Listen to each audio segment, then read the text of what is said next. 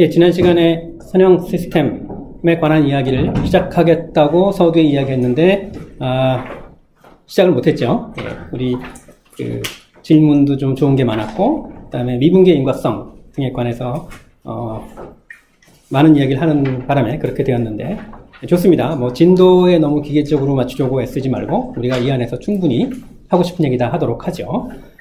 또 차라리 잘된 면도 있는 것 같아요. 그냥 우리가 시스템의 성질 가운데 선형성과 시불변성 두 가지를 남겨두었는데, 바로 2장이 선형이면서 시불변인 시스템에 관한 이야기예요. 그래서 바로 나머지 두 개 이야기하고 바로 2장으로 넘어갈 수 있게 돼서 뭐 나쁘지 않습니다.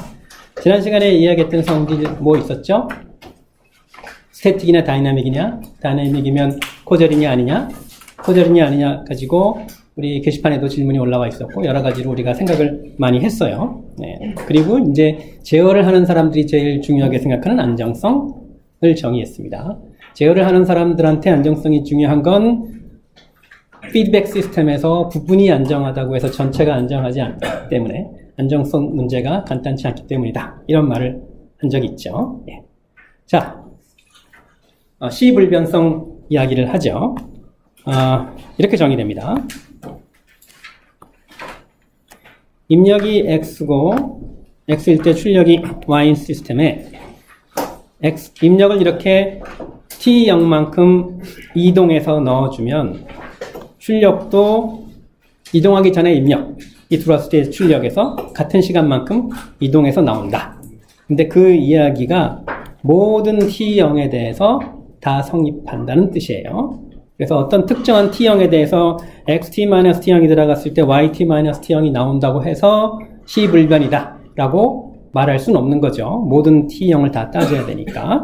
자, 시불변, time invariance, 시불변 이렇게 이야기를 할게요.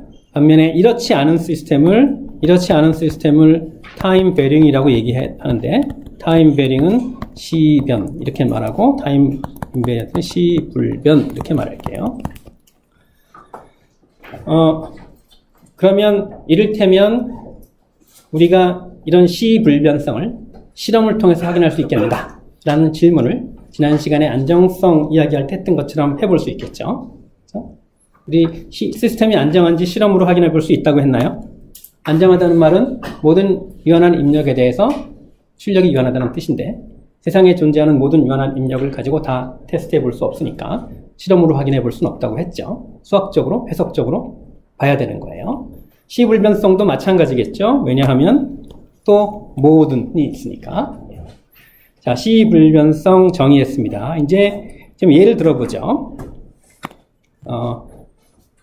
어떤 식으로 우리가 시스템이 시불변인지 확인을 하냐 하면, 먼저 xt가 x1이 들어갔을 때 y1이 나오고, 똑같은 시스템에 대해서 x2가 들어갔을 때 y2가 나오는 시스템이, 어떤 시스템에 x1 넣어서 y1 나오고 x2 넣어서 y2 나온다고 했을 때 x2가 x1이 t형만큼 이동한 거라면, 그러면 y2가 마찬가지로 y1이 t형만큼 이동한 거냐, 이런 질문에 대한 답이 yes면 시불변, no면 시변인 거죠. 물론 여기서 t형은 임의 시간인 거죠. 이런 식으로 확인하면 되겠죠. x1이 들어갔을 때 y1이 나오고 x2가 들어갔을 때 y2가 나오는 그런 시스템에서 x2가 마침 x1t-t형이면 y2가 y1t-t형이냐 라는 이야기예요. 자, 교과서에 있는 예 몇 개 들어보죠. 자, 이산시간 시스템 예를 들겠습니다. 입력 x와 출력 y 사이에 이런 관계가 있다. 그럼 이제 우리 조금 전에 얘기했던 일반적인 절차대로 한번 해보면 되겠죠. x1이 들어갔을 때 y1이 나온다면 y1은 n 곱하기 x1 n이에요. x2가 들어갔을 때 y2가 나온다면 y2는 n 곱하기 x2 n이죠.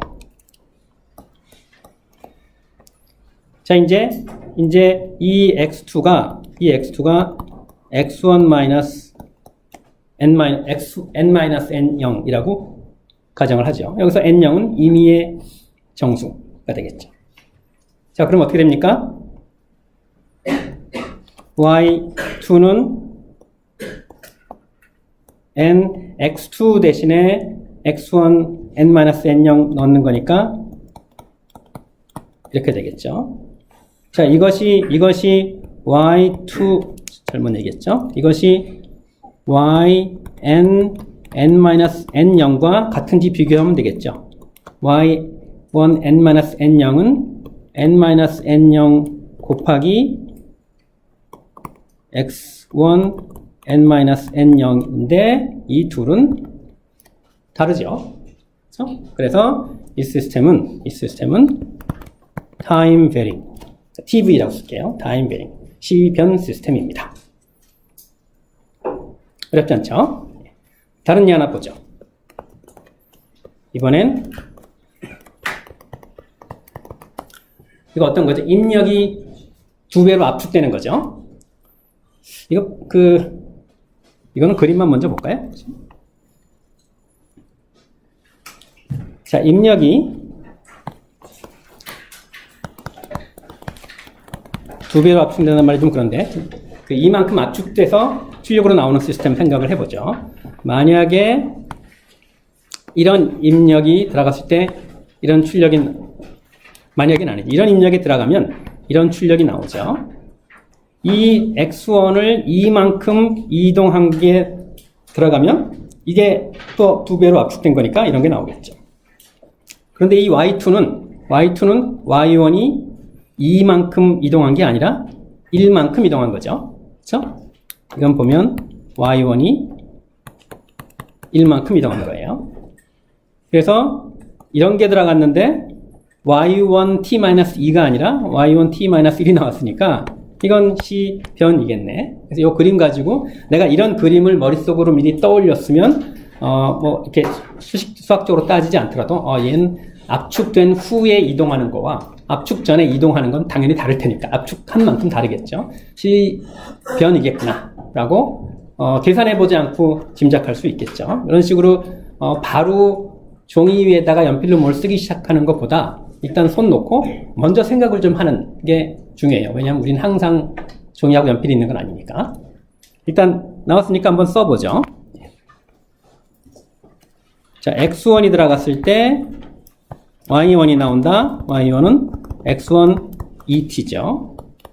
x2가 들어갔을 때 이제 우리 답은 아는 거죠. C변이라고 나와야 되겠네. y2는 x2 y et. 이때 x2가 x1 t-t0이면 어떻게 됩니까? 얘는 어떻게 되죠? et. 어떻게 됩니까? x1 이렇게 되나요? 얘가 y1 t-t0 즉 x1 et-t0과 같나요? 같지 않죠? 그래서 이것도 C변이에요. 또 다른 일 들어보죠. 이번엔 미분방 정식. 조금 전에 본 두 개의 예는 모두 스태틱 시스템이죠. 우리 스태틱 시스템에 별로 관심 없다고 했습니다. 자, 미분방 정식인데 여러분이 이제껏 풀어왔던 거와는 달리 계수 알파 베타가 시간에 따라 변해요. 자, 한번 또 이런 절차를 밟아보죠. x1이 들어갔을 때 y1이 나온다 하면 그러면 y1과 x1 사이에는 뭐 명백히 이런 관계가 성립하죠.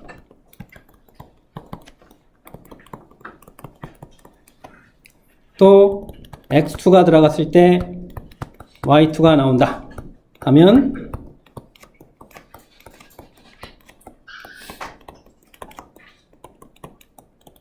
또 x2와 y2는 이런 관계를 성립하고 잘 안 보이네요. 그럼 이제 여기서 x2가 x1 t-t0 이라고 생각을 해보죠. 그럼 어떻게 됩니까? 그냥 x2 대신 x1t-t0 넣으면 되죠. 그러면 이제 여기서 이게 베타 t x1t-t0 이게 y1t-t0이 만족하는 관계식과 같습니까? 확인해 보죠. y1t-t0을 찾으려면 별거 아니죠. 여기다가 t 대신에 t-t0 대입하면 되는 거죠. 해볼게요. 그래서 y1t-t0은 그냥 처음 썼던 미분 방정식에 t 대신에 모두 t-t0을 대입하면 돼요.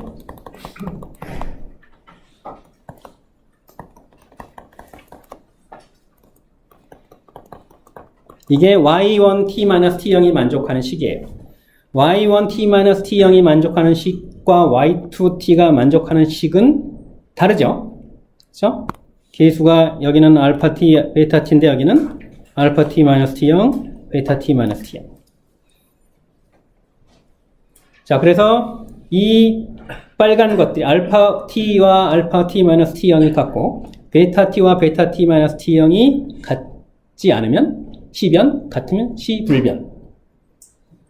자, 그래서 내가 알파, 베타에 대해서 특별한 얘기 하지 않았으니까 우리가 뭐 일반적으로 C변이다 이렇게 얘기를 해도 될 테고 또 C불변이 되기 위한 조건을 살펴봐도 되겠죠. 그래서 이거는 뭐 일단 먼저 time varying 일반적으로 하지만 time invariant 어떤 조건이 만족하면 어떤 조건이 만족하면 time invariant이죠? 빨간 것들이 같을 때 그렇다고 했죠. 어떤 조건이 만족합니까? 알파1 t1 알파1t가 알파1t-t0 베타1t가 베타1t-t0 이게 뭡니까? 알파 베타가 둘 다 미안합니다. 내가 이 알파1이라는 기호를 쓰면 안 되는데 네. 알파1은 없죠. 알파 t 베타.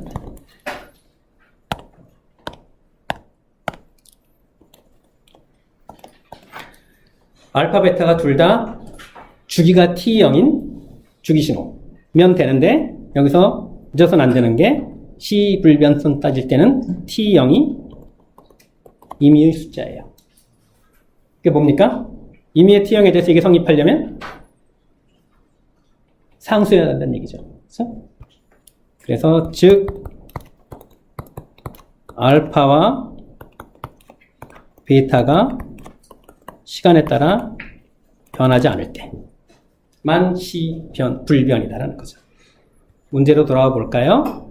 요 미분 방정식은 알파와 베타가 상수일 때만 C불변이고 그렇지 않으면 C변 시스템이다 라는 것을 알 수 있죠.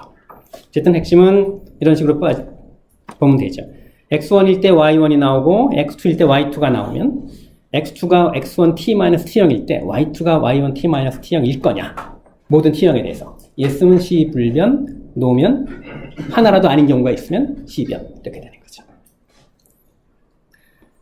자, 그럼 이제 이렇게도 생각해 볼 수 있을 거예요. 얼추 봐도 C불변 시스템을 다루는 게 C변 시스템 다루는 것보다 쉽겠죠. 여러분이 이런 미분 방정식을 푼 적이 있는데 푼 적은 없죠. 이런 미분 방정식을 언제 풀었죠? 알파와 베타가 상수일 때 풀었죠. 알파와 베타가 상수가 아닐 땐 푼 적이 없어요. 잘 안 풀릴 거예요. 그게 C변 시스템이 C불변 시스템보다 다루기 어렵다는 것을 나타내는 뭐 한 가지 논점 이렇게 얘기할 수 있겠죠. C불변성에 관한 이야기 그런 정도로 마무리하죠. 자, 이제 가장 중요하다고 할 수 있는 선형성을 정의해 보죠. 우리 지난 시간에 어떤 얘기를 또 했냐 하면 시스템도 사실은 특별한 함수다. 왜? 먼저 신호를 함수로 정보를 포함하는 함수라고 정의하고 그런 신호들 사이의 관계를 인과관계를 시스템이라고 했는데 다시 말해서 어떤 함수에 대해서 또 다른 함수가 대응되는 게 시스템이라고 했는데 바로 무언가에 대해서 무언가가 대응되는 게 함수죠. 그러니까 시스템은 독립변수와 종속변수가 둘 다 점이 아니라 궤적인 함수인, 독립변수와 종속변수가 둘 다 함수인 함수가 바로 시스템이라고 했어요. 함수라는 말이 층위가 다른 상태로 두 번 나오니까 헷갈릴 수 있어서 그걸 구별하기 위해서 독립변수와 종속변수가 둘 다 함수인 함수를 앞에 함수와 구별해서 시스템이라고 부른다로 이해할 수 있다고 했죠. 그래서 시스템을 함수로 보는 순간 시스템의 선형성을 특별히 새로 정의할 필요가 없어요. 왜냐하면 함수니까. 그리고 함수의 선형성은 우리가 아니까. 그래서 그냥 이렇게 정의하면 돼요.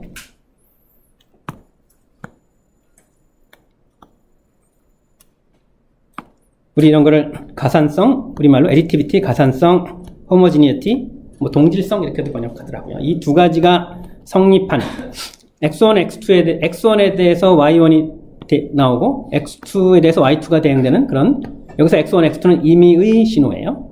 그런 시스템에서 이런 가산성과 이런 homogeneity가 성립할 때 우리는 이 시스템이 선형이다 라고 부른다는 거예요. 그런데 많은 신호화 시스템 책에서 어떤 식으로 말하냐 하면 함수의 선형성을 정의하듯 시스템의 선형성을 정의한다 라고 얘기를 했는데, 그거보다는 결국 같은 얘기지만 결과적으로는 시스템도 함수이므로 함수의 선형성 개념을 그대로 적용해서 선형성을 말할 수 있다. 자, 우리가 똑같은 얘기를 A에서 하듯 B에서도 한다라고 말하는 것과 A나 B나 본질적으로 같은 것이어서 같은 이야기 할 수 있다. 어떤 걸 더 여러분 원하십니까? 첫 번째 거요? 두 번째 거? 네, 두 번째 거. 내가 왜 이렇게 놀라지? 하나의 일관된 틀로 여러 개를 설명하는 것과 각각에 대해서 따로 설명하는 것. 하나의 일관된 틀로, 하나의 일반적이고도 일반된 그리고 통합된 툴로, 도구로, 관점에서 여러 가지를 설명할 수 있으면 좋겠죠. 시스템의 선형성, 그런 겁니다. 함수의 선형성을 정의하듯 정의했다기보다는 시스템도 함수이므로 함수의 선형성 개념을 그대로 적용한 거예요. 그래서 알다시피 additivity와 homogeneity를 만족하는 그런 시스템을 선형이다 라고 부르는. 보통은 선형 시스템은 우리 전기회로 시간에 그렇게 얘기를 하나요? 중첩의 원리가 성립하는 시스템 이렇게 얘기를 하죠. 중첩의 원리는 사실은 이거예요. 엄밀하게 말하면 이 얘기까지 해야 돼요. 근데 이제 우리가 어떤 생각을 보통 하냐 하면 이 중첩의 원리가 성립하면 얘는 당연히 성립할 것 같다고 생각하는 거예요. 실제로 우리가 숫자의 세상을 실수가 아니라 유리수로 좁히면 유리수에 대해서는 이게 성립하면 이것도 성립해요. 그래서 유리수의 세상에서는 additivity가 곧 linearity예요. 하지만 실수의 세상에서는 그렇지 않아요. 그래서 이 둘 다 성립해야 돼요. 아주 특별한 경우에 얘가 얘를 뜻하는 경우도 있고 또 반대로 얘가 얘를 뜻하는 아주 특별한 경우가 있을 수 있어요. 하지만 일반적으로는 얘네 둘은 각각이에요. 둘 다 성립해야 선형이라고 이야기를 하는 거죠. 그리고 이렇게 둘로 나눠 써서 이야기하는 것을 이렇게 하나로 묶을 수도 있어요. 그래서 x1과 x2를 이런 식으로 ax1 더하기 bx2로 만드는 것을 선형조합한다고 얘기를 하죠.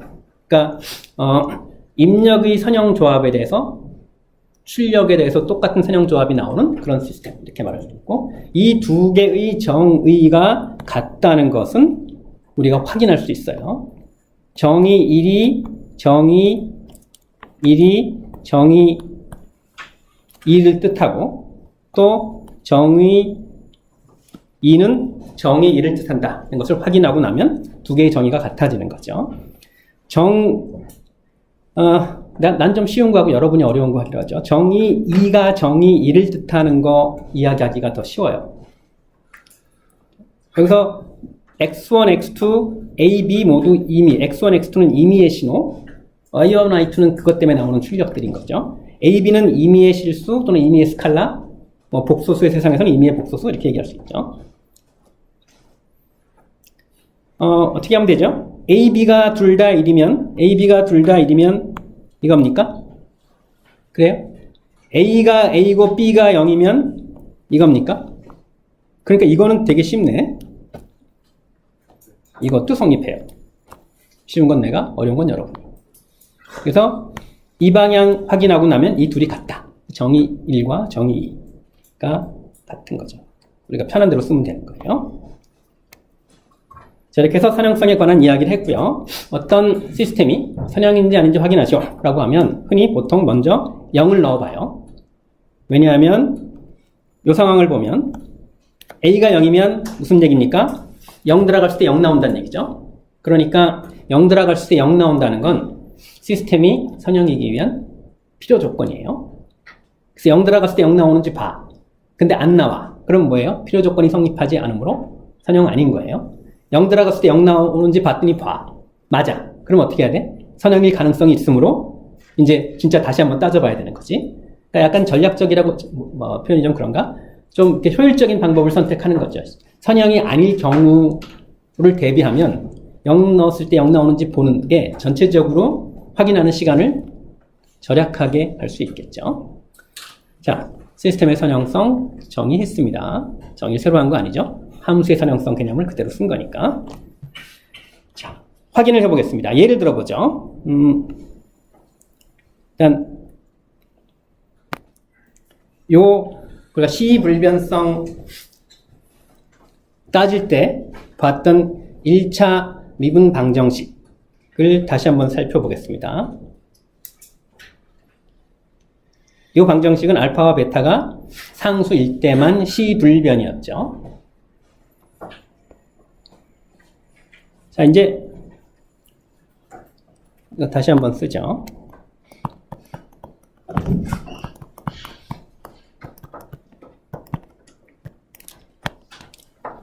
위에 썼던 식 그냥 다시 쓴 거예요. 선형인지 보려면 먼저 x1 들어갔을 때 y1 나오고 x2 들어갔을 때 y2 나온다고 했을 때 ax1 더하기 bx2가 들어갔을 때 ay1 더하기 by2가 나오는지만 보면 되는 거죠. 그렇죠? 뭐 그냥 확인해 보면 되겠네. x1 들어갔을 때 y1 나온다면 x1, y1은 어떤 방정식을 만족합니까? 당연히 이거죠. 그냥 독립변. y와 x는 명백 시간에 따라 변화하는 거니까 그냥 마저 쓰죠. 너무 시간 절약하려고 하지 말고.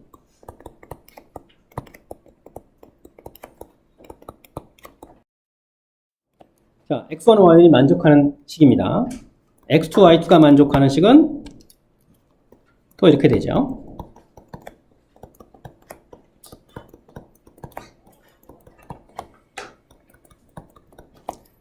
우리가 기대하는 건 뭐예요?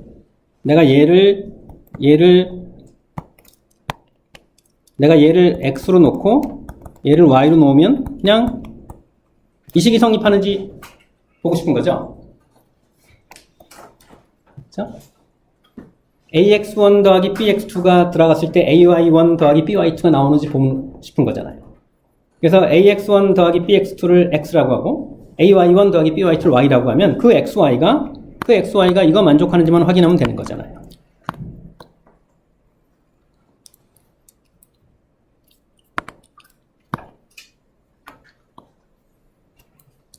그렇습니까? 그래서 확인을 해볼게요. 대략 보입니까, 여러분? 대략 보입니까? 쓰지 말까요? 이거 1식이라고 하고 이거 2식이라고 하면 1식에 a 곱하고 2식에 b 곱하면 이거 나오네요. 그렇죠? 그래서 얘는 알파 베타가 시간에 따라 변하든 안 변하든 이 생김새만 가지고 우리는 얘가 리니어다 라는 것을 알 수 있어요. 이렇게 생긴 건 다 리니어예요. 이렇게 생긴 것 중에서 알파와 베타가 상수면 게다가 타임 인베리언트. 리니어이면서 타임 인베리언트인 거를 LTI라고 불러요. 리니어 타임 인베리언트인 거죠. 그래서 LTI는 예컨대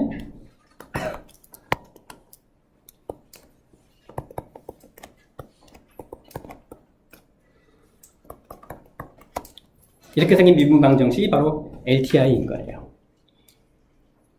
알파와 베타가 시간에 따라 변하더라도 이렇게 생긴 거는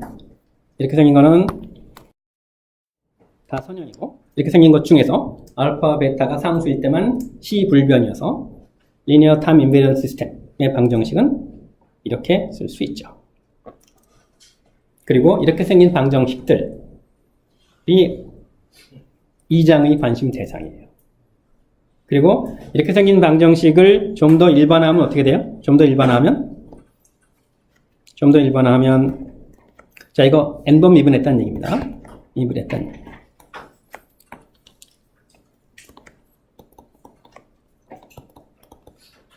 이거 n-1번 미분했다는 얘기고,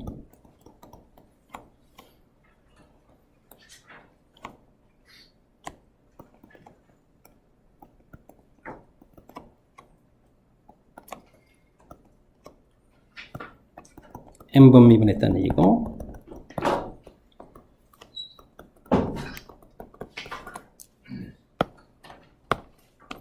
xy는 t함수, 명백히 t함수니까 안 썼고, 이거 LTI, 아직은 LTI 아닌 거죠. 요거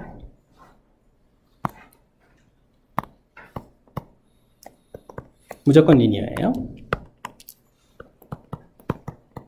자, 어떻게 따질 수 있죠? 지금 얘 따질 때랑 마찬가지 방식으로 따지면 되죠. 그렇죠? 달라질 거 전혀 없죠. 이렇게 생긴 시스템 리니어입니다. 입력 x, 출력 y가 이런 미분 방정식을 만족하는 시스템 리니어입니다. 게다가 리니어이면서 타임 인베리언트예요. 어떤 조건 아래서? A들이 그 다음에 B들이 모두 컨스턴트일 때. 그리고 우리 이때는 미분 방정식의 해를 해석적으로 구할 수 있어요. 어떻게? 호모지니어스 솔루션과 파티클 솔루션의 합으로. 호모지니어스 솔루션은 지수함수고 그 지수함수의 지수는 특성 방정식이 근이고. 할 줄 알죠? 그래서, 예. n이 개수가 예. n-1이어야 될 것 같은데.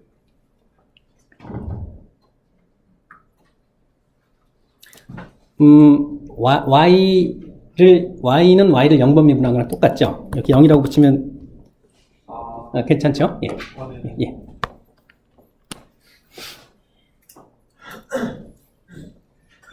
지난 시간에도 그런 얘기 잠깐 했는데, 미분 방정식의 해를 왜 그렇게 구하는지는 다 이해하고 있나요? 여러분이 구할 줄 안다는 건 알아요. 근데 우리 첫 시간에도 그런 얘기 했지. 내가 뭔가를 할 줄 안다는 게 진정 무슨 의미냐. 미분 방정식의 해가 그렇게 파티큘러 솔루션과 호모지니어스 솔루션의 합으로 구성되고, 그리고 파티큘러 솔루션은 입력과 생김새가 같은 함수고, 호모지니어스 솔루션은 지수함수의 조합이고, 지수는 특성 방정식의 근이고. 그렇게 하죠. 왜 그렇게 하면 되는지 아나요?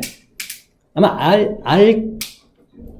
그러니까 잘 알고 설명도 잘 할 수 있는 학생도 있겠고, 알긴 하는데 약간 설명하려니까 이렇게 명쾌하게 나오지 않는 경우도 있을 테고, 또 어떤 경우는 흔치 않겠지만 할 줄 아는데 왜 그런지 모르고 하는 사람도 전혀 없진 않을 거예요.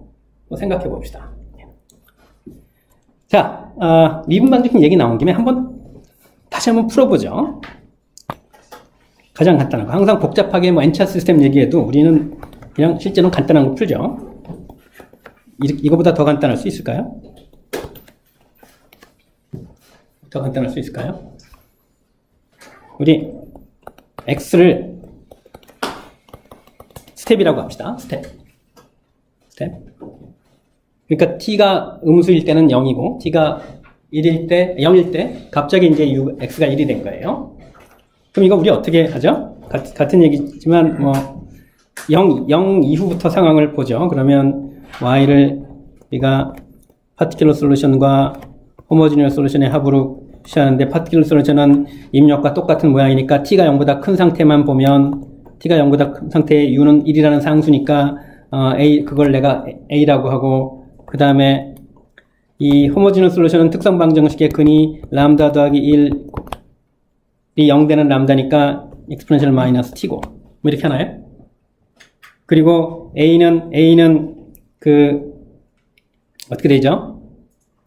a를 이 식에다가 대입하면 a를 여기다가 대입하고, 그 다음에 t가 0보다 클 때 x는 1이니까 상수니까 0이고, 그러니까 a는 뭐죠? a는 그냥 1이죠. a는 1이에요. 1 더하기 검은색으로 나오네요. 1 더하기 c의 exponential 마이너스 7. a가 1인 이유는 a의 미분 더하기 a가 1이기 때문인 거죠. a는 상수. 예. 자, 그럼 어떻게 됩니까? c를 어떻게 구하죠? 초기 조건 가지고 구하죠. 초기 조건 가지고 하면 내가 y의 초기 조건을 y0이라고 하면, 그러면 얘는 1 더하기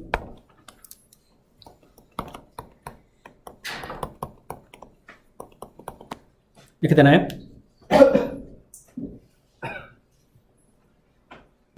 그러니까 c가 y0-1 나오나요?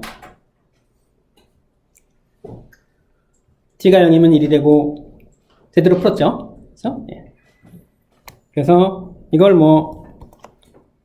지금 이걸 particular solution 더하기 homogeneous solution 형태로 썼는데, 이렇게 쓰면 어떤 의미가 나오죠?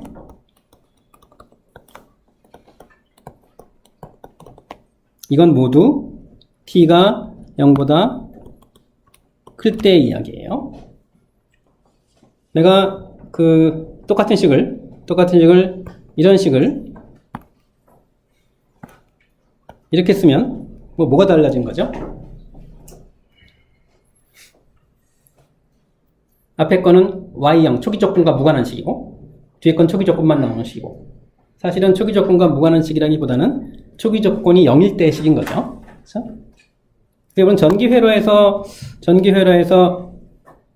봤을 텐데 일단 요거 다시 한번 표시하죠. 요건 particular solution 빨갛게 표시하죠. 그 다음에 요 녹색은 homogeneous solution. 갑자기 지우면서 뭐가 사라졌네요.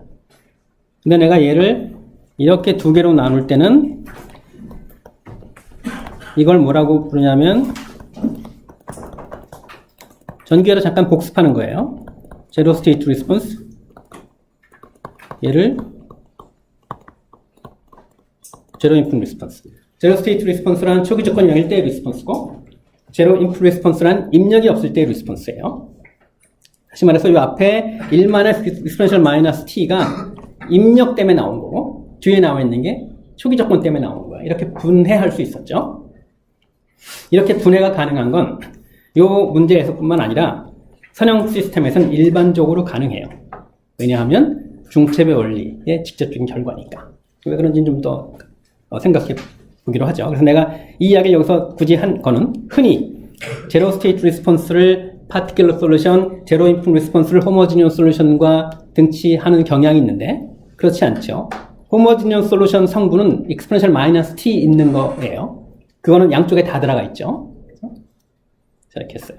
어떻든 자, 이제 이렇게 해서 문제를 잘 풀었는데, 이번에 내가 같은 상황인데 여러분을 내가 지나치게 헷갈리게 하는지 모르겠는데, 이번엔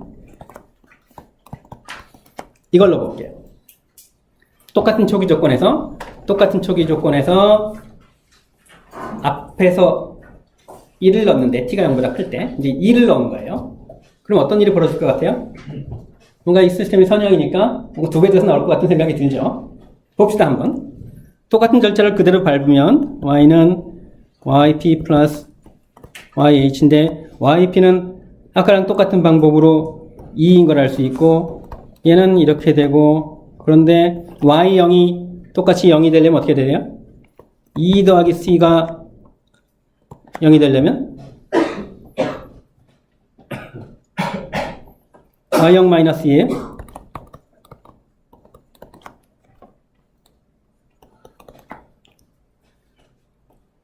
맞습니까? 그래서 이것도 파티큘러 솔루션이 이 호모지니어스 솔루션이 이렇게 이거를 또 제로 인풋 리스폰스와 제로 스테이트 리스폰스의 합으로 표시하면 2 빼기 2의 1 exponential 마이너스 t 더하기 y0의 exponential 마이너스 t. 그렇습니까? 어떻게 된 거죠, 근데? 조금 전에 구한 거에 2배 되는 출력이 나왔나요? 2배 되는 게 나왔나요? 제로 스테이트 리스폰스는 2배가 됐지만 제로 인풋 리스폰스는 그대로죠? 이상하지 않나요? 이상한 듯 이상하지 않은 듯 해요. 왜냐하면 제로 인풋 리스폰스가 그대로인 건 또 그것만 생각해보면 당연한 거예요. 제로 인풋 리스폰스가 뭐라고요? 입력이 없을 때 초기 조건 때문에만 나오는 거죠. 초기 조건이 그대로야. 그러면 달라질 수는 없지. 제로 인풋 리스폰스가 그대로인 건 당연히 그리 돼야 될 일이에요. 반면에 입력이 2배가 됐으면 출력이 2배가 돼야 되는 거는 여기서 성립하지 않죠. 왜냐하면 정확히 제로 인풋 리스폰스가 그대로 일하는 사실 때문에 그래요. 왜냐하면 이게 2배가 되려면 제로 인풋 리스폰스 2배가 돼야 되는 거잖아요. 무슨 일이 벌어지고 있습니까? 이렇게 생긴 거는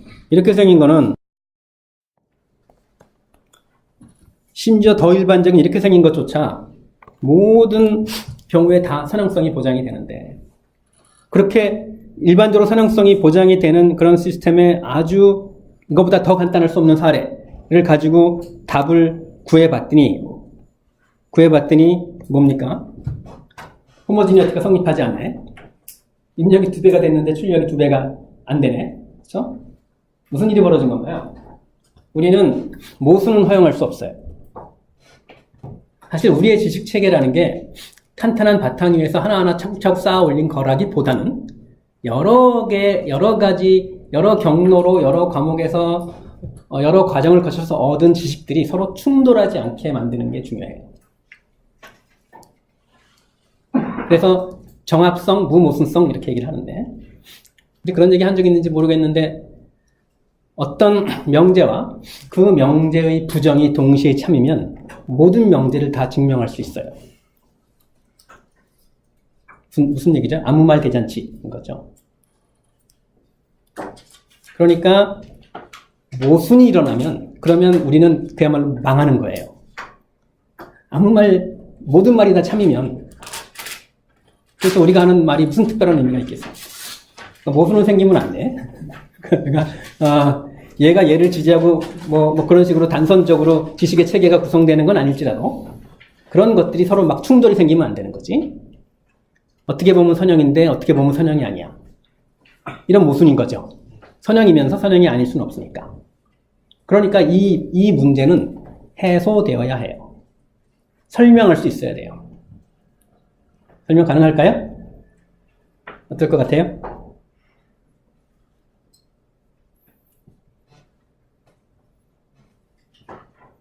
무슨 일이 벌어진 건가요? 다음 시간까지 고민해 볼까요? 아니면 게시판을 활용해 볼까요? 어제 밤에 게시판에 글이 올라와서 너무나 감동을 해갖고 너무나 순간적으로 내가 답글을 다는 바람에 다른 학생이 동료 학생이 답글 달 기회를 내가 못 준 셈이 됐는데 고민해 봅시다. 당연히 모순은 일어나면 안 돼요. 설명할 수 있어야 돼요. 여러분이 고민해 보십시오.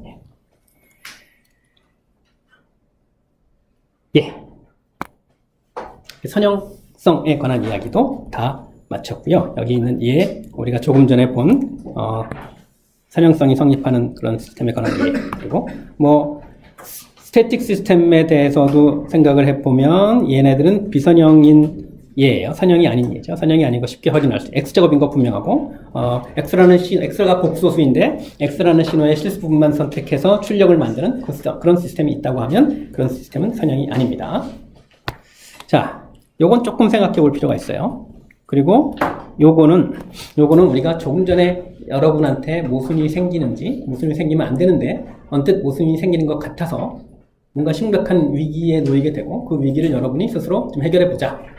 벗어나보자 이런 얘기를 했는데 그거랑도 무관하진 않은 얘기예요. 어쨌든 y는 2x 더하기 3 선형입니까? 아닙니까? 선형이면 0 넣으면 0 나와야 되죠. 근데 0 넣으면 3 나오니까 이건 선형이기 위한 필요 조건을 만족하지 않는 선형이 아닙니다. 근데 우리 막 선형이라고 말하고 싶지 않나요? 이건 스태틱 시스템이니까 그냥 x와 y 사이에 그림을 그릴 수 있어요. 이걸 왜 y절편이라고 하나요? 요게 원점을 지나갔으면 좋겠죠? 그러면 선형이겠지. 다시 말해서 얘 때문에 선형이 안 되는 거잖아요.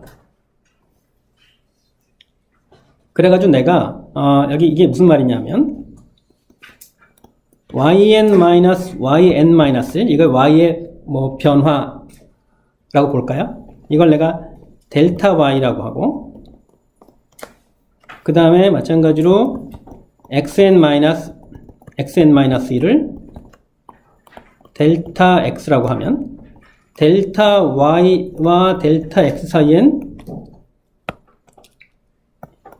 3이 서로 지워져서 이런 일이 벌어지죠. 그리고 델타 x와 델타 y 사이의 관계는 선형이에요.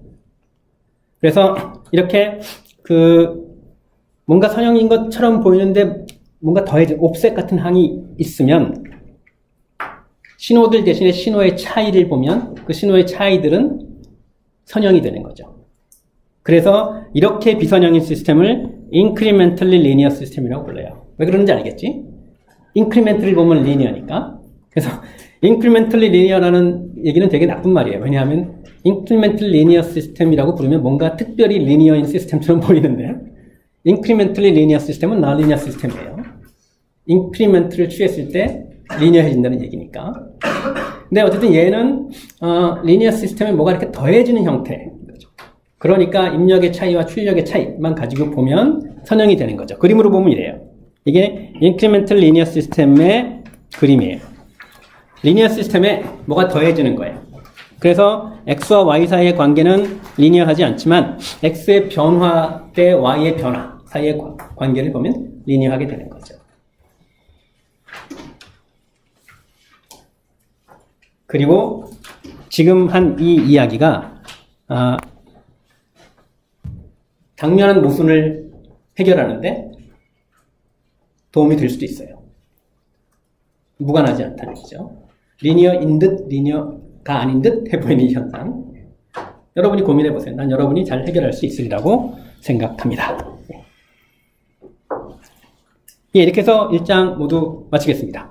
그리고 2장 과제 제출에 관한 정보 내가 댓글로 아직 못 붙였는데 오늘 그 댓글로 붙이겠습니다. 우리 다음 주 화요일까지 하기로 했죠. 예, 이제 오늘 우리가 선형성과 시불변성을 이야기했는데 선형성과 시불변성을 모두 갖춘 선형 시불변 시스템을 2장에서 집중적으로 다뤄보죠. 그리고 그 과정에서 약간 게림직한 상태로 놔두었던 임펄스를 다시 한번 살펴볼 기회가 있을 거예요. 자, 넘어가기 전에 LTI 시스템 이렇게 생겼다고 했죠. 이렇게 생겼습니다. 그리고 여기서 A들이 B들이 모두 상수인 거예요. 그래서 그냥 헷갈리지 않게 이렇게 하면 LTI인 거예요.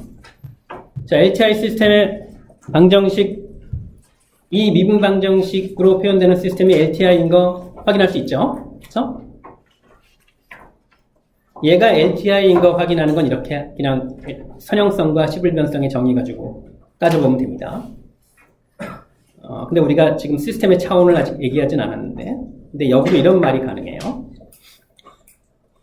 시스템의 차원을 정의하지 않고 이야기를 하는 게 조금 문제가 있긴 한데, 우리가 모든 이야기를 다 제대로 하면서 하면 끝이 없으니까, 일단 어디선가 끊어야죠. 그 시스템의 차원을 안다고 가정하고 얘기를 하면, 유한 차원 LTI 시스템의 입력과 출력은 항상 이렇게 생긴 미분 방정식을 만족해요. 그걸 여러분이 지금 증명하기는 어려워요. 근데 내가 그 얘기를 왜 했냐면, 자, 이렇게 생긴 시스템은 LTI다. 맞죠? 그런데 내가 이렇게 생긴 LTI 시스템에 관해서 엄청나게 많은 걸 알아냈어요. 그러면 뭘 알아낸 거죠? 얼만큼 알아낸 거죠? 세상에는 수많은 종류, 수많은 구조의 LTI 시스템이 있는데 그 중에 이런 방정식으로 표현되는 특정한 LTI 시스템에 관해서만 많은 걸 알아낸 건지 아니면 아주 일반적인 LTI 시스템에 관해서 다 알아낸 건지 다시 말해서 이 방정식이 얼마나 일반적인지에 따라 달라지는 거죠. 그런데 이 방정식은 아주 일반적이에요. 유한차원 LTI 시스템의 방정식은 다 이렇게 세울 수 있어요. 미분 방정식이 중요한 거네. 이제 그걸 여기서 우리가 일일이 확인하기는 어려운데 그래서 이 방정식은 아주 특별한 LTI 시스템 방정식을 넘어서 아주 일반적인 LTI 시스템 방정식이다 라는 걸 기억을 하죠.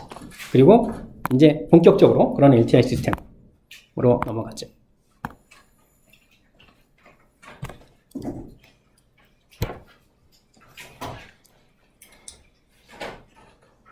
감동적이죠? 챕터가 바뀌었으니 아닌가요? 자, 미안합니다. 강요해서 LTI 시스템 2장의 주제. 우리가 시작할 때 어떤 얘기를 했냐 하면 우리가 푸리의 급수, 푸리의 변환, 라플라스 변환에 관해서 공부하겠다고 했어요. 그리고 푸리의 변환, 급수 얘기하고 그거를 푸리의 변환으로 확장하고 그거를 또 라플라스 변환으로 확장하는 과정인데 모두 신호에 관한 이야기인 거죠. 그래서 그 변환 이론, 그 변환들은 그냥 신호에 관한 이야기라서 꼭 시스템과 결합해서 따져야 하는 건 아니에요. 하지만 신호와 신호의 관계를 나타내는 게 시스템이므로 우리가 다루는 신호들이 시스템을 들어가고 시스템을 통해서 나오고 하는 것들이라면 당연히 시스템과 무관할 수만은 없겠죠. 시스템이 LTI면 푸리의 급수, 푸리의 변환, 라플라스 변환이라는 도구가 훨씬 더 강력해져요. 푸리의 급수, 푸리의 변환, 라플라스 변환은 그런 신호들이 선형 시스템을 들어가든 넌리니어 시스템을 들어가든 관계없이 정의되는 개념이에요. 하지만 그렇게 정의된 개념들이 시스템이 LTI일 때 훨씬 더 강력한 도구가 되는 거예요. 그래서 연결이 되는 겁니다. 자, 봅시다. 이 장에서 뭘 할 거냐 하면 먼저 LTI 시스템의 출력이 어떻게 표현되는지를 따질 거예요. 놀라울 만큼 간결한 식으로 입력과 출력의 관계를 쓸 수 있어요. 우리도 사실은 N차 미분 방정식 풀어봤죠. 그런데 예컨대 뭐 5차 미분 방정식만 푼다고 해도 특성 방정식 구하는 것도 5차 다항식은 찾아야 되고 그러니까 풀 수는 있지만 아주 간결해지진 않지. 그런데 이제 어떻게 생긴 방정식, 어떻게 생긴 함수가 나올지는 예측할 수는 있죠. 자, 그 일을 어떻게 할 거냐면 먼저 주어진 신호를 임펄스들의 조합으로 표시해요. 먼저 주어진 신호를 임펄스들의 조합으로 표시해요. 그리고 임펄스에 대한 응답을 알면 거기에다가 선형성과 시불변성을 결합해서 간단히 출력을 입력과 그 임펄스 응답의 컨볼루션이라는 걸로 표현을 할 거예요. 컨볼루션 앞으로 정의할 거예요. 지금 몰라도 상관없습니다. 그러니까 두 함수의 컨볼루션, 하나는 입력, 하나는 임펄스 리스폰스. 두 함수의 컨볼루션으로 출력을 간결히 표현할 수 있다는 거예요. 그래서 임펄스 리스폰스만 알면 임의의 입력에 대한 출력을 알 수 있는 거예요. 놀랍지 않나요? 전개로 실험실 또 떠올려 볼까요? 우리 그런 얘기 한 적 있나요? 전기회로에 교류를 흘려. 그러면 같은 주파수의 정연파가 나오죠. 같은 주파수의 교류가 어떻게 나옵니까? 크기와 위상이 달라져서 나오죠. 그래서 그 정보를 가지고 뭘 알 수 있죠? 리니어 시스템이라고 전제해요. 리니어 타임 인베리언스 시스템이라는 사실 전제하고 정연파를 넣어줘. 그러면 정연파가 나오죠. 그 두 정연파의 차이는 크기하고 위상만 있어요. 그러면 나는 어쨌든 크기와 위상에 관한 관계로부터 두 개의 방정식을 얻겠네. 두 개의 방정식 가지고 예를 들어서 여러분의 전기 회로가 카피스터하고 L이 한 100개씩 있는 거라면 200개의 소자 값을 알아내는 일을 생각해 본다면 두 개의 방정식을 할 수 없는 거죠. 그래서 어떤 특정한 신호에 대한 출력만 가지고 그 시스템이 임의의 신호에 대해서 어떻게 반응할지를 아는 건 원천적으로 가능한 일이 아니에요. 그렇죠? 그런데 지금 얘 뭐라고 써 있죠? 임의의 입력에 대해서 출력을 계산할 수 있다고 했잖아요. 어떻게 계산하냐 하면 임펄스 리스폰스와 입력의 컨볼루션으로 계산한대요. 임펄스 리스폰스 뭔지 잘 모르겠어. 그래서 이상하지 않아요? 임펄스 리스폰스라는 게 그냥 뭔지 모르지만 하나의 리스폰스라면 이걸 내가 만약에 실험에서 얻을 수 있는 거라면 어떤 임펄스라는 입력 넣었을 때 나온 출력 가지고 임의의 입력이 들어갔을 때 출력을 안다는 거잖아. 이것도 좀 모순되는 것 같아요. 그러니까 우리가 공부를 한다는 건 몰랐을 때는 막 서로 그 관련이 없어 보이거나 심지어 모순돼 보이는 것 같은 사실들이 이게 정합적으로 들어맞는다는 걸 확인해 나가는 과정이라고 볼 수도 있어요. 어쨌든 난 이상해. 항상 이상한 데는 뭐가 있냐면 임펄스가 있어요. 뭔가 이상한 일을 가능하게 해주는 거야. 무슨 마법사 같은 거네. 봅시다. 임펄스. 그래서 어쨌든 임펄스 리스폰스를 알면 임의의 입력에 대한 출력을 알 수 있는 거예요. 그 얘기는 임펄스 리스폰스가 시스템에 관해서 적어도 어떤 입력이 들어왔을 때 어떤 출력이 나오는지에 관해선 모든 걸 다 알고 있는 거죠. 그래서 시스템에 관한 이야기를 임펄스 리스폰스에 관한 이야기로 환원할 수 있어요. 임펄스 리스폰스를 알면 시스템을 아는 거예요. 여기서 안다는 것은 출력을 계산할 수 있다는 의미예요. 임펄스 리스폰스를 알면 시스템을 알아요. 그러니까 시스템에 관한 이야기를 임펄스 리스폰스에 관한 이야기로 바꿀 수 있다는 거죠. 예를 들어서 시스템이 안정하다. 앞에서 봤죠? 시스템이 안정하다라는 이야기는 임펄스 리스폰스가 어떠한 조건을 만족한다 라는 식으로 바꿀 수 있는 거예요. 1대1 대응 이런 거 알죠? 그렇죠? 놀라운 거죠. 그런 놀라운 일이 임펄스의 도움으로 일어나는 거죠. 그래서 일장에서 대표 함수로 임펄스와 스텝을 얘기를 한 거예요. 그리고 물론 그 전에 지수함수 얘기했고 그 지수함수는 3장 이후에 또 강력한 힘을 발휘해요. 2장에서 임의의 신호를 임펄스들의 조합으로 표시한다고 했죠. 3장에서는 신호들을 지수함수의 조합으로 표시해요. 지수함수의 조합으로 표시하는데 그 지수함수가 전염파면 후리의 급수고 그 지수함수가 어떠하면 후리의 변환이고 그 지수함수가 어떠하면 라플라스 변환이 되는 거예요. 그래서 그렇게 연결이 되는 겁니다. 자, 이제 봅시다. 먼저 하는 게 일반적인 신호를 임펄스들의 조합으로 표시하는 거라고 했어요. 이거 정말 별거 아닙니다. 그림 가지고 얘기하죠. 이런 신호가 있어요. 이런 신호가 있습니다. 이 신호를 이것만 하나만 빼요. 이거죠. 이거 하나만, 그 다음에 이것만 하나 빼요. 이거죠. 이것만 하나 빼요. 그럼 이거죠. 그럼 세 개만 표시하죠.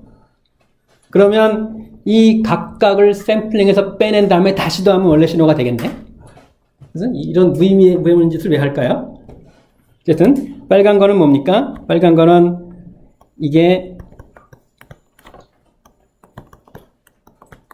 n이 마이너스 1일 때만 u 마이너스 1이 되는 그런 점이죠. 다른 건 다 0이고. 파란 건 뭡니까? 파란 건 n이 0일 때만 u0이 나오는 거죠. 검은 건 뭡니까? n이 1일 때만 u1과 같은 게 나오는 거죠. 델타 안 까먹었죠? 델타.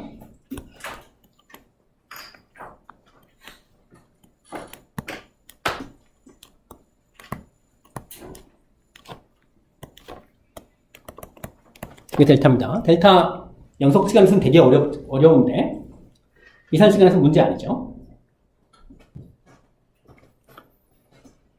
뭡니까? 이런 거 다 일반적으로 말하면 내가 K번째 걸 샘플링 한다고 치면 K번째 걸 샘플링 한다고 치면 K번째 거는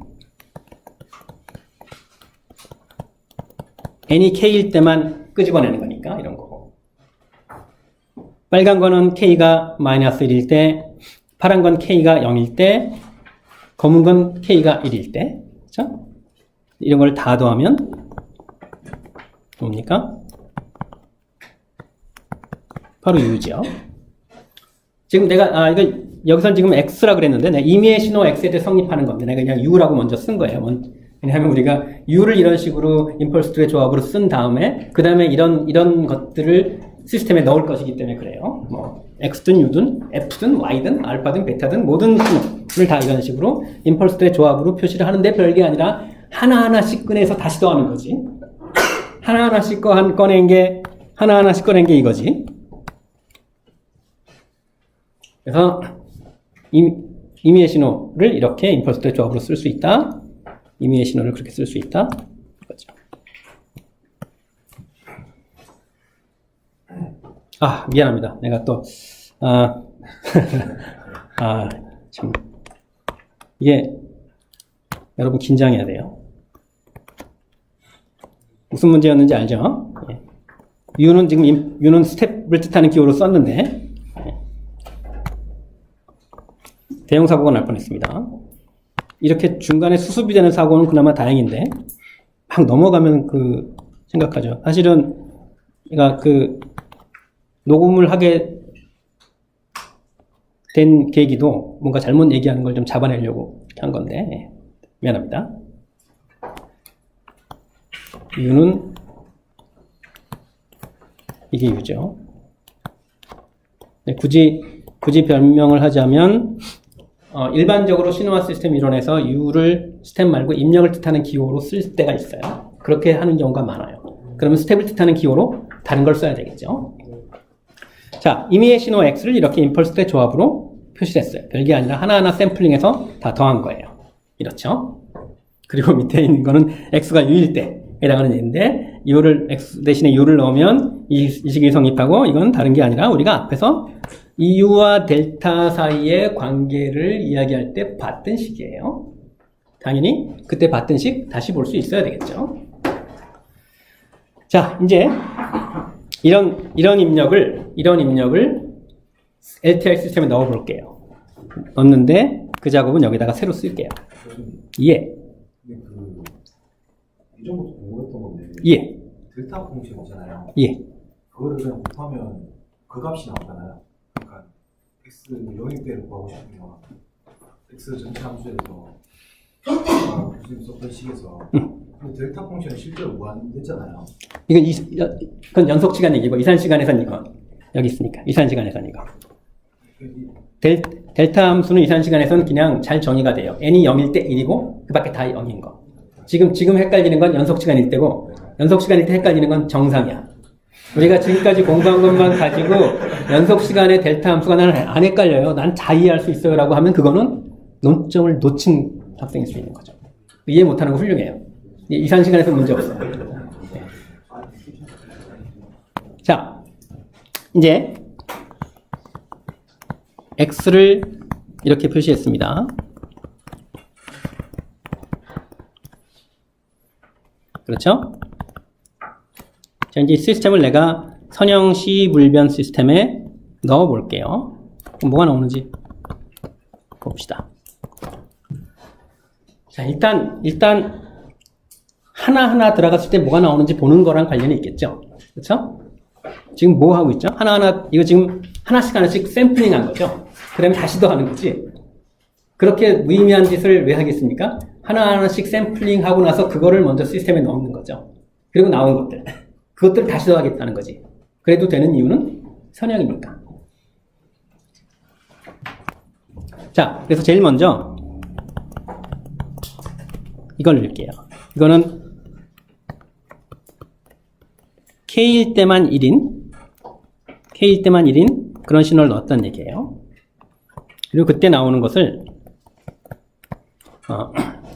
HKN이라고 부를게요.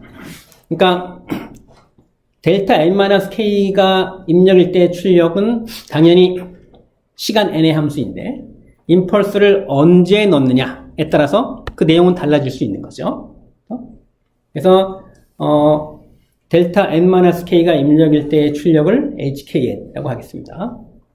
그리고 시스템의 선형이면 어떤 일이 벌어져요? 시스템의 선형이면 자, n이 시간입니다. n이 시간이니까 xk는 뭐예요? 상수죠. 그렇죠? 그러니까 델타 n-k의 xk를 곱한 게 들어가면 선형이니까 여기에다가 xk 곱한 게 나오겠죠. 선형 중에서도 어떤 성질을 쓴 거죠? 호모지니어스를 쓴 거죠. 그렇죠? 곱한 게 들어가면 곱한 게 나오는 거. 그 다음에 이런 걸 다 더해요. 이런 걸 다 더하면 또 다 더한 게 나오겠죠. 왜 그렇죠? 선형이니까. 선형 중에서도 뭐죠? 에디티비티죠. 맞습니까? 근데 얘가 뭐라고?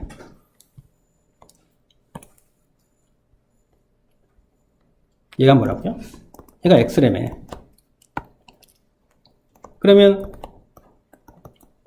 y 이렇게 표시되는 거죠. 그래서 시스템이 선형이면 y는 xk와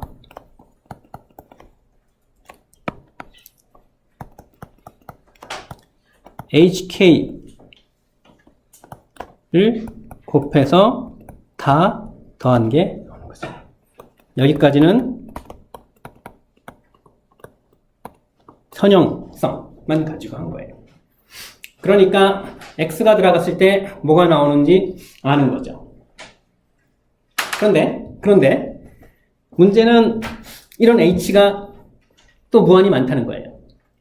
h0n도 알아야 되고 h1n도 알아야 되고 h-1n도 알아야 되고 그렇죠. 그러니까 깔끔하게 뭔가를 쓰긴 했지만 비선형이었다면 쓸 수 없는 한 줄짜리 방정식을 아주 간명하게 쓰긴 했지만 딱히 써먹으려고 하니까 별로 하기 어려운 거예요. HKN이 무한히 많아. HKN을 다 실험으로 구한다? 그러면 이제 우리가 영생을 해도 어렵죠. 정수지만 셀 수 없이 많으니까. 근데 여기서 이제 타임 인베리언스를 쓰면 그러면 얘기가 달라져요.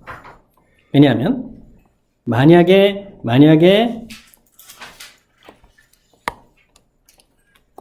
타임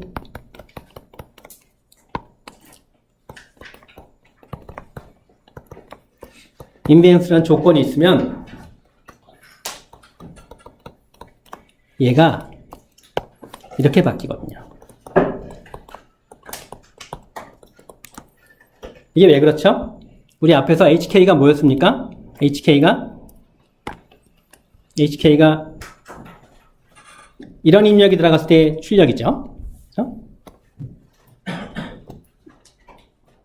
이런 입력이 들어갔을 때 출력인데 다시 말해서 다시 쓸게요. 델타가 들어가면 아까 델타 n-k가 들어가면 hk가 나온다고 했으니까 델타 n이 들어가면 델타 n이 여기서 k 대신에 0을 넣는 거죠. 델타 n이 들어가면 즉 0에서 임펄스를 넣으면 h0n이 나오는 거예요. 델타 n-k는 뭡니까? 델타 n이 k만큼 이동한 거죠. 그걸 제가 위에서 이렇게 불렀어요. 그런데 시스템이 타임 인베리언트하다고 했으니까 얘는 H0이 K만큼 이동한 게 나오는 거죠. 입력이 K만큼 이동한 게 들어가면 출력도 K만큼 이동한 게 나와야죠. 타임 인베리언트하다고 가정했으니까. 그러니까 타임 인베리언트라는 조건 아래 얘가 이렇게 되는 거예요. 그러면 정말 좋은 일이 벌어지죠. 정말 좋은 일이 벌어져요. 미안합니다. H0 하나만 알면 돼요.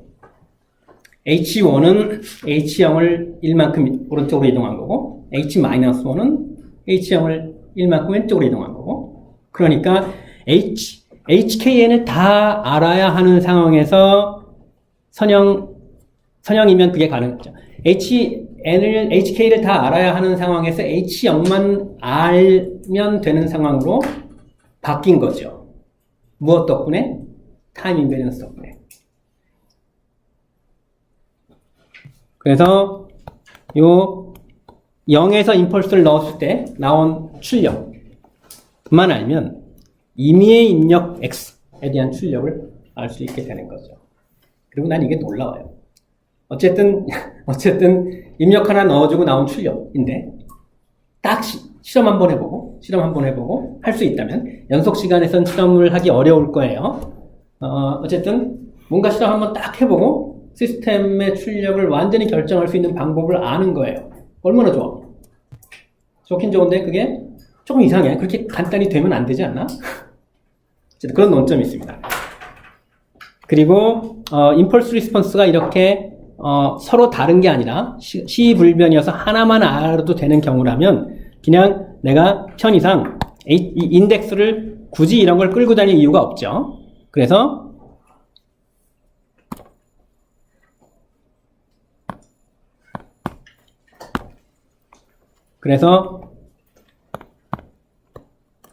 H를 그냥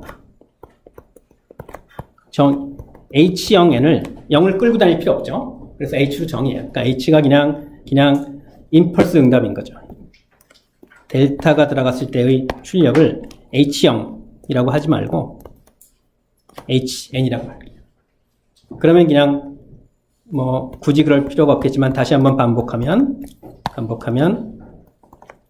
델타가 들어갔을 때 나온 출력을 HN이라고 하면 HN만 알면 이런 식으로 YN을 임의의 입력이 들어갔을 때 출력 YN을 구할 수 있게 됩니다.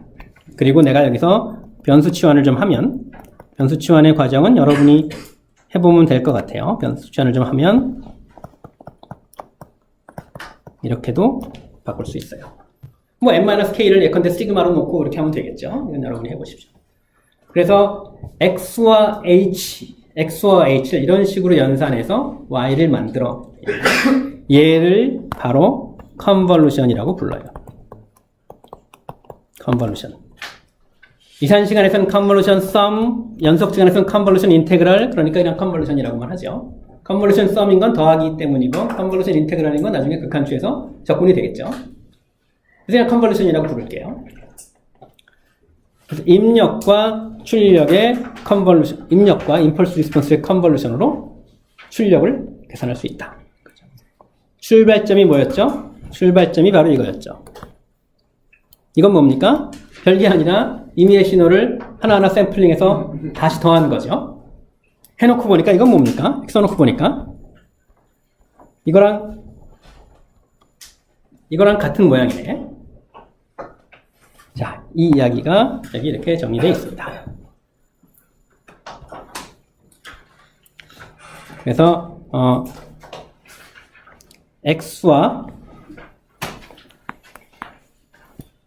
H를 이런 식으로 연산한 게 출력이고, 그리고 이게 가능했던 건 먼저 X를 이렇게 썼기 때문인 거죠. 그래서 굳이 쓰면 X를